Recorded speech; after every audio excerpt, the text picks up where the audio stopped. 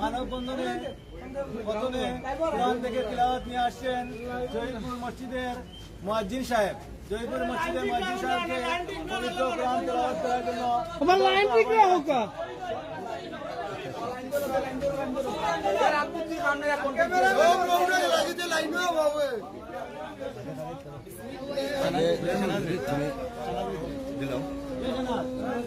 লিঙ্কটা দাও, ওনার সেন্ড করে দিও নাম্বার।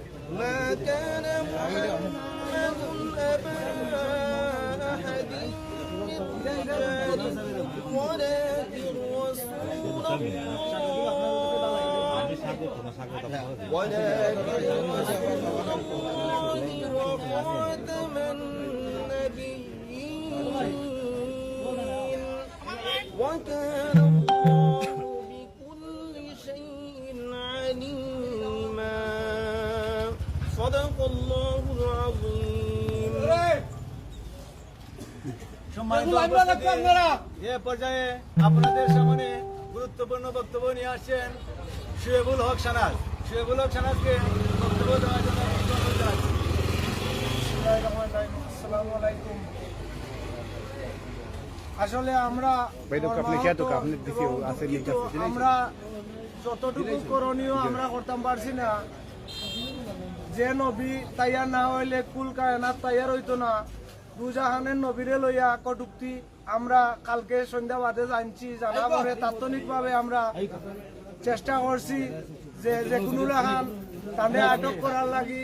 সেই কটুক্তি করছেন পারছি না আমরা, না পারাতে আমরা রাত্রে আমরা জানছি যে কুতুয়ালি দানাত তাদের গ্রেপ্তার করে নেওয়া হয়েছে।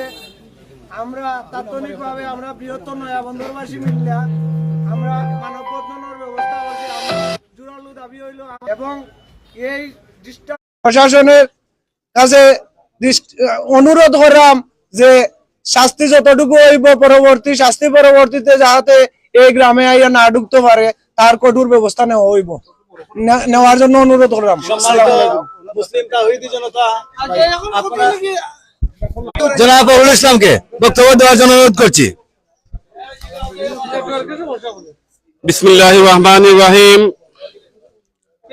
আমাদের মুসলিম জাহানের উম্মাহ প্রিয় নবী হযরত মুহাম্মদ মুস্তাফা সাল্লাল্লাহু আলাইহি সাল্লামকে কটূক্তি করায় আজকে আমাদের এই মানববন্ধনের আয়োজন করেছি। উক্ত মানববন্ধনকে আমাদের সবাই সহযোগিতা করার জন্য আপনাদেরকে অসংখ্য ধন্যবাদ জানাচ্ছি। সম্মানিত উপস্থিতি, এই পাবেল সূত্রধরকে গত রাত্রে ধরে নিয়ে গেছে।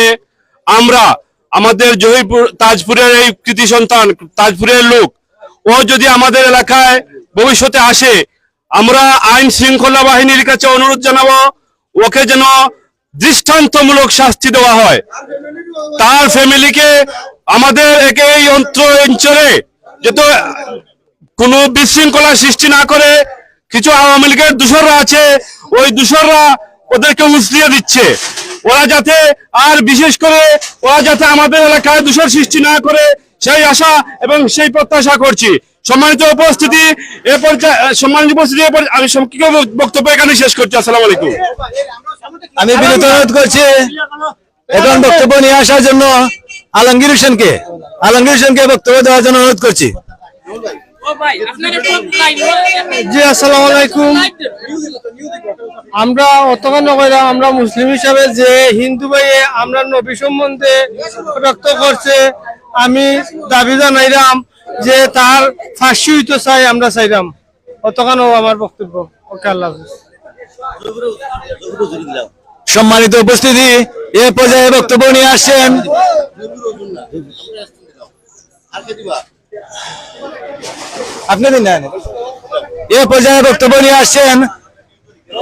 জগন্নাথপুর উপজেলা বিএনপির সম্মানিত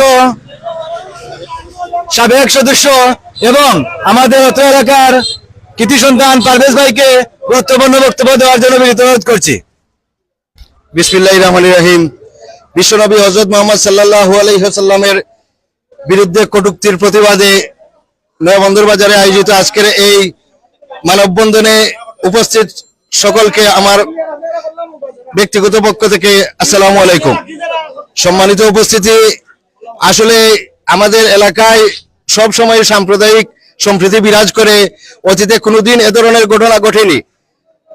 একটা ছেলে, যারা উপস্থিত হয়েছেন সবাইকে ধন্যবাদ স্বল্প সময়ের মধ্যে। আর যেহেতু সে আইনের আওতায় আছে, আমি আশা করব প্রশাসন তাকে দৃষ্টান্তমূলক শাস্তি দিবেন। এবং আমাদের এলাকায় অনেক সংখ্যালঘু আছেন, আমি আপনাদের সবার কাছে করজোড়ে মিনতি করব, কেউ যেন কারোর সাথে কোনো ধরনের খারাপ বিহেভ করবেন না। কারণ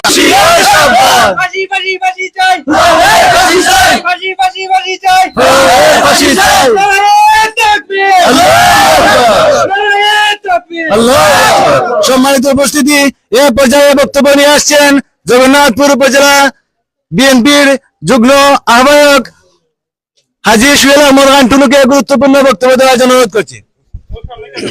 বিসমিল্লাহির রহমানির রহিম।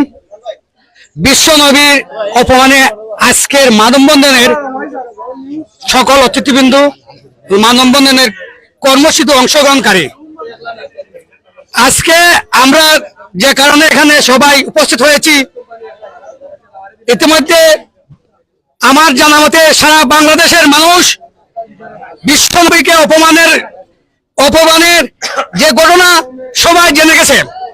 যেহেতু আমরা লজ্জিত, আমাদের এলাকার এই সন্তান সে এখন কুলাঙ্গার হয়েছে। কুলাঙ্গার হিসাবে আমাদের নবীকে অপমান হিসাবে যে ফেসবুকে যে স্ট্যাটাস দিয়েছে, এতে বাংলাদেশ নয় বিশ্বের সকল মুসলমানের মনের হৃদয় আঘাত এনেছে। যেহেতু বাংলাদেশের সকল মুসলমান মানুষের উপর যে আঘাত এনেছে, সে আঘাত খালি বাংলাদেশ মুসলমান নয়, সারা বিশ্বের মুসলমানের উপর এই আঘাত এনেছে। যেখানে হিন্দু সম্প্রদায় মানুষ, সেখানেই নবীজির বিরুদ্ধে কটূক্তি করার সাহস পায় নাই। বাংলাদেশে 95% মানুষ তারা সত্যি